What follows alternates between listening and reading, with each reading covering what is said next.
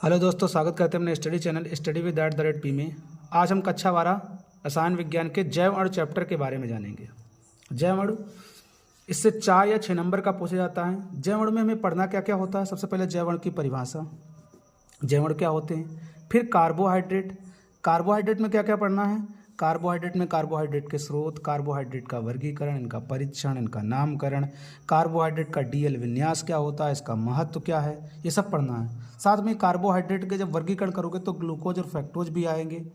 इनको भी डीपली इनके भौतिक गुण, रासायनिक गुण क्या होते हैं, इनकी बनाने की विधियाँ क्या होती, इनके उपयोग क्या हैं, ये सब पढ़ने हैं। साथ में कुछ डाइसैकेराइड भी पढ़ने हैं हमें, कुछ पॉलीसैकेराइड भी पढ़ने हैं। फिर उसके बाद में ये पढ़ने के बाद में फिर पढ़ेंगे हम एमिनो अम्ल। एमिनो अम्ल क्या होते हैं। फिर पेप्टाइड और पॉलीपेप्टाइड बंध क्या होते हैं। फिर प्रोटीन, प्रोटीन में क्या पढ़ना है। प्रोटीन की संरचना 4 प्रकार की होती है, इसका विकृतीकरण, महत्व क्या है, इन सब के बारे में जानना है। उसके बाद में फिर पढ़ेंगे एंजाइम के बारे में, फिर विटामिन के बारे में, फिर हार्मोन्स के बारे में, फिर न्यूक्लिक अम्ल के बारे में, फिर कुछ क्वेश्चन भी होंगे, वो हम क्वेश्चन भी करेंगे। इतना सब पढ़ना है। तो सबसे पहले हम पढ़ते हैं जैव अणु। जैव अणु की परिभाषा क्या होती है। क्या सबसे पहला टॉपिक है जैव अणु। जैव अणु की परिभाषा कही जाए तो जैव अणु क्या होते हैं। जैव अणु उच्च अणु द्रव्यमान वाले कार्बनिक यौगिक होते हैं। जैव अणु उच्च द्रव्यमान वाले कार्बनिक यौगिक होते हैं जो जैव क्रियाओं से संबंधित होते हैं। किससे संबंधित होते हैं। जैव क्रियाओं से संबंधित होते हैं। उच्च अणु द्रव्यमान वाले कार्बनिक यौगिक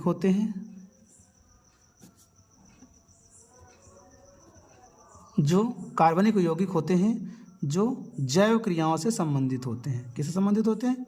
जैव क्रियाओं से संबंधित होते हैं। क्या कहलाते हैं। जैव अणु कहलाते हैं। जैव अणु की परिभाषा में क्या होता है। जैव अणु उच्च अणु द्रव्यमान वाले कार्बनिक यौगिक होते हैं जो जैव क्रियाओं से संबंधित होते हैं, जैव अणु कहलाते हैं। दूसरा हम ये भी परिभाषा कह सकते हैं जैव अणु की कि जैव अणु वे जटिल कार्बनिक यौगिक होते हैं। जैव अणु वे जटिल कार्बनिक यौगिक होते हैं जो जीव द्रव का निर्माण करते हैं, और उनकी वृद्धि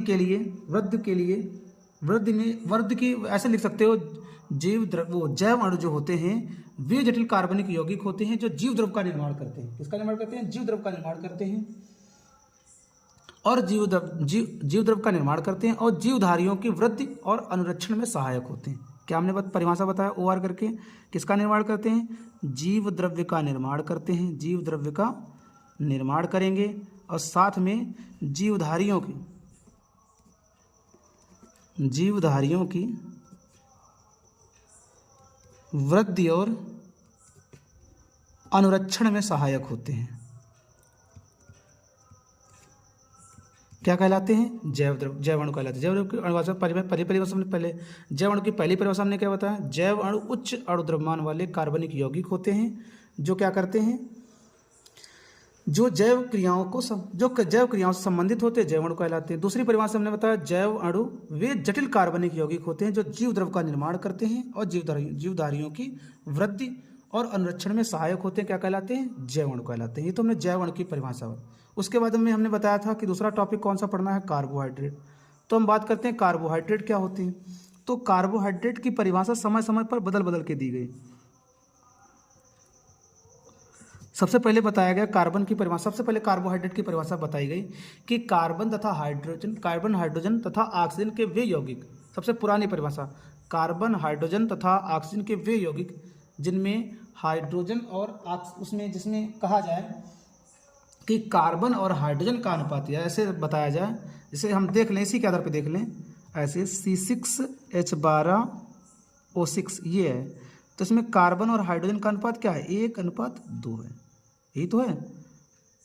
तो कहने का मतलब कार्बन और हाइड्रोजन का अनुपात क्या होता है। 1:2 होता है। क्या कहलाते हैं।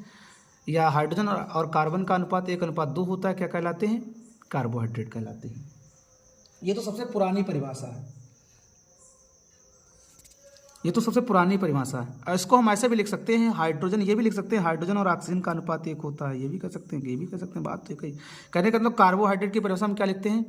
वे कार्बन, हाइड्रोजन और ऑक्सीजन के ऐसे यौगिक, कार्बन, हाइड्रोजन और ऑक्सीजन के ऐसे यौगिक जिनमें कार्बन और हाइड्रोजन का अनुपात हाइड्रोजन और ऑक्सीजन का अनुपात 2:1 होता है। हाइड्रोजन और ऑक्सीजन का अनुपात 2:1 होता है, हाइड्रोकार्बन कहलाते हैं। लेकिन ये परिभाषा सब जगह फेल हो जाती है, कुछ जगह पर। अच्छा, फेल क्यों हो जाती है? जैसे मान लो हम यहाँ पर कि सी की जगह पर हम मान लो 1 रख लें, सी जगह पर हम 1 या सी जगह पर मान लो हम, हाँ, सी की जगह पर मान लो हम 1 रख लें और एच की जगह पर हम 1 रख लें, मतलब सी की जगह पर एक्स की जगह पर 1 रख लें और वाई की जगह पर 1 रख लें, तो क्या हो जाएगा? तो C1 और H2 ये भी 1 हो जाएगा। तो यह हम किसको क्या लिख सकते हैं? CH2O, और CH2O को हम ऐसे लिख सकते हैं HCHO। और ये सूत्र किसका हो जाता है? ये फॉर्मेल्डिहाइड का हो जाता है। ये सूत्र किसका है? फॉर्मेल्डिहाइड का है, फॉर्मेल्डिहाइड। लेकिन ये फॉर्मेल्डिहाइड का सूत्र ये कोई कार्बोक्सिलिक अम्ल नहीं है। और यदि हम x बराबर 6 और y बराबर हम 6 रख लें इसमें, इस वाले सूत्र में, तो C6H2O6 हो जाएगा। तो इसकी गुणा करेंगे तो C6H12O6, ये ग्लूकोज फ्रक्टोज का सूत्र होता है। तो कहने का मतलब ये पुरानी परिभाषा थी कार्बन और हाइड्रोजन का। कार्बन, हाइड्रोजन और ऑक्सीजन के ऐसे यौगिक जिनमें हाइड्रोजन और ऑक्सीजन का अनुपात 2:1 होता है, कार्बोहाइड्रेट कहलाते हैं। तो कुछ सूत्र इसमें निकले और कुछ अकार्बोहाइड्रेट। ये कार्बोहाइड्रेट नहीं है, ये कार्बोहाइड्रेट नहीं निकला, ये निकला। तो ये कार्बोहाइड्रेट की प्राचीन परिभाषा थी। अब नवीनतम परिभाषा क्या है? तो नवीनतम परिभाषा में बताया गया है, तो नवीनतम परिभाषा क्या है? तो नवीनतम परिभाषा है ऐसे प्रकाशिक सक्रिय पॉलीहाइड्रॉक्सी यौगिक। क्या है? पॉलीहाइड्रॉक्सी यौगिक। किसके आधार पर परिभाषा दी गई? इसको आधार मानकर। इसको हम ऐसे लिखें CHO, CHOH का होल 4 और CH2OH। तो ये हमारा ग्लूकोज का सूत्र है। इसमें कितने हाइड्रॉक्सी हैं? तो 1 हाइड्रॉक्सी ये और 4 ये, तो कितने हो गए? 5। और जब 3 से ज़्यादा हाइड्रॉक्सी होता है तो उसे पॉलीहाइड्रॉक्सी कहा जाता है। तो ऐसे प्रकाश सक्रिय पॉलीहाइड्रॉक्सी यौगिक जिनमें एल्डिहाइड या कीटोन, ऐसे भी लिख सकते हो, CH2OH, CO और CHOH का होल 3 CH2OH, ये हमारा कीटोन, उसका फ्रक्टोज का सूत्र। ये फ्रक्टोज का, ये हमारा ग्लूकोज का सूत्र। तो इसमें क्या है? कीटोन समूह, इसमें क्या है? एल्डिहाइड समूह। तो पॉलीहाइड्रॉक्सी, इसमें भी पॉलीहाइड्रॉक्सी, इसमें भी पॉलीहाइड्रॉक्सी। तो ऐसे प्रकाशिक सक्रिय पॉलीहाइड्रॉक्सी यौगिक जिनमें एल्डिहाइड अथवा कीटोन समूह होते हैं कार्बोहाइड्रेट कहलाते हैं। या अथवा वे यौगिक जो जल अपघटित होने पर पॉलीहाइड्रॉक्सी एल्डिहाइड अथवा कीटोन देते हैं। कहने का मतलब वे पॉलीहाइड्रॉक्सी यौगिक जिनमें एल्डिहाइड अथवा कीटोन समूह होता है, या फिर वे यौगिक जो जल अपघटित होने पर पॉलीहाइड्रॉक्सी एल्डिहाइड अथवा कीटोन देते हैं, क्या कहलाते हैं? कार्बोहाइड्रेट कहलाते हैं। जैसे ग्लूकोज, फ्रक्टोज, माल्टोज, ये क्या हमारे हैं? सब हमारे क्या है? कार्बोहाइड्रेट कहलाते हैं। अब कार्बोहाइड्रेट की हम बात करें इसके स्रोतों की। इसके स्रोत क्या हैं? बात करें कार्बोहाइड्रेट के स्रोत, तो कार्बोहाइड्रेट के पादप स्रोत हैं। इनके मुख्य स्रोत क्या हैं? पादप हैं। कार्बोहाइड्रेट के मुख्य स्रोत हमारे क्या हैं? पादप हैं।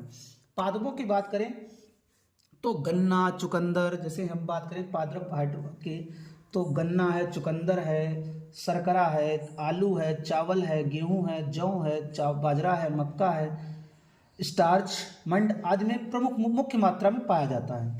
किसमें किसमें मैंने बताया? गन्ना, चुकंदर, शर्करा, गन्ना, चुकंदर, शर्करा, आलू, चावल, जौ। किस किस में बताया? पादपों में गन्ना, चुकंदर,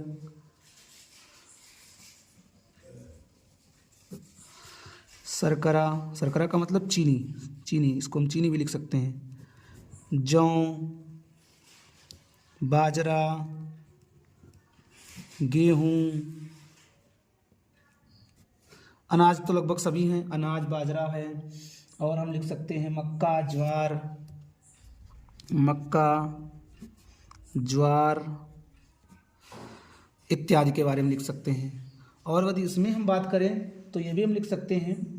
फलों की बात करें तो अंगूर, केला, आम। फलों में बात करें, फलों की बात करें तो कौन कौन से हैं? अंगूर है, केला है, आम है, इन सब में और भी हैं। जैसे और लिखना चाहें तो सब्जियों में सभी, गाजर में, सब्जियों में हम बात करें तो गाजर, सब्जियों में हम बात करें तो किसमें?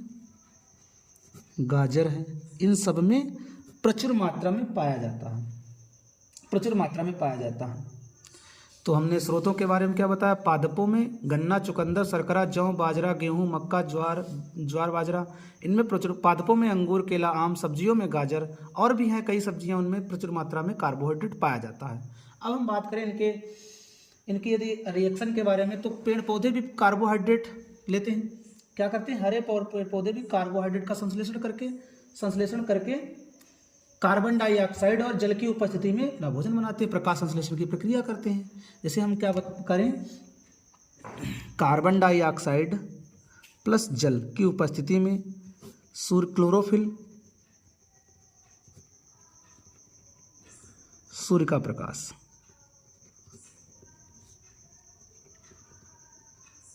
तो ये क्या करते हैं, ग्लूकोज CxH2O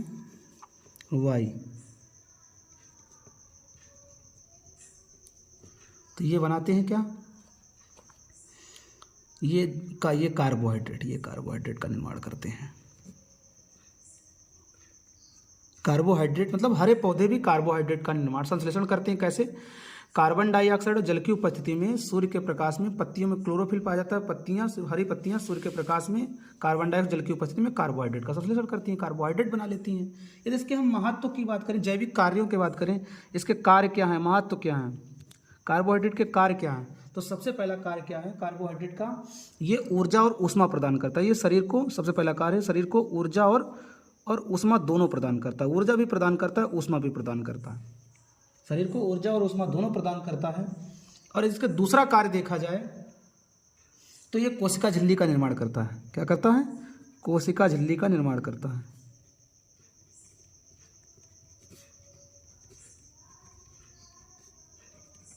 दूसरा कार्य देख लिया गया। और यदि हम कार्यों की बात करें तो कोशिका भित्ति भी हमारी सेलुलोज की बनी होती है, वो भी कार्बोहाइड्रेट है।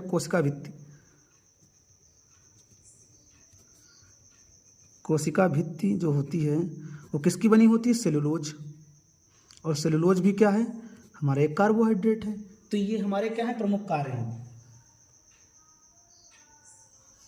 और यदि हम जंतुओं की बात करें तो जंतुओं में कार्बोहाइड्रेट किसके रूप में, ग्लाइकोजन के रूप में संचित हो जाता है। ग्लाइकोजन जो है आवश्यकता पड़ने पर ग्लूकोज में परिवर्तित होता है। जंतुओं में कार्बोहाइड्रेट जो है वो ग्लाइकोजन के रूप में संचित होता है। किसके रूप में, ग्लाइकोजन के रूप में संचित हो जाता है। ग्लाइकोजन के रूप में जंतुओं में कार्बोहाइड्रेट ग्लाइकोजन के रूप में संचित हो जाता है, इसमें के रूप में संचित होता है। फिर ये आवश्यकता पड़ने पर ग्लूकोज में परिवर्तित हो जाता है, ग्लूकोज में बदल जाता है। तो ये हमारे इसके प्रमुख कार्य थे। शरीर को ऊर्जा ऊष्मा प्रदान करना, कोशिका झिल्ली का निर्माण करना, कोशिका भित्ति हमारी सेलुलोज की बनी होती है जो कार्बोहाइड्रेट है। जंतुओं में कार्बोहाइड्रेट ग्लूकोज के रूप में संचित हो जाता है जो आवश्यकता पड़ने पर ग्लूकोज में परिवर्तित हो जाता है। अब हम बात करें इसका डिवीजन, कार्बोहाइड्रेट का वर्गीकरण। तो कार्बोहाइड्रेट जो है, कार्बोहाइड्रेट का वर्गीकरण बहुत बड़ा है, इसको हम अगले वीडियो में देखेंगे। वीडियो को लाइक शेयर सब्सक्राइब करना। धन्यवाद।